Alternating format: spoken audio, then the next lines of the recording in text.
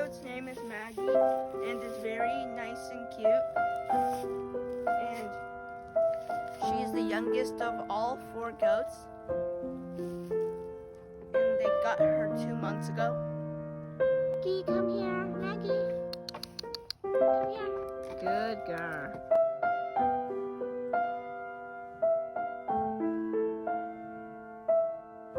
And I put up chickens.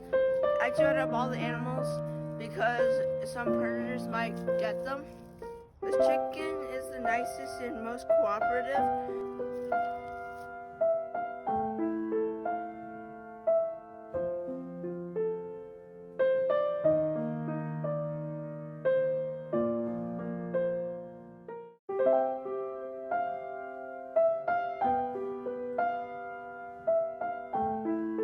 A girl bunny, and it's very mature and doesn't really like interacting with people, but sometimes if you feed her a lot of times she will like you.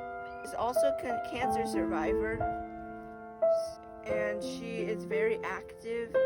I think you should go to Autrey Mill Nature Center and take care of these animals by supporting them and feeding them so they can have a better and nutritious life. Autrey Mill needs your help now more than ever because of this crisis.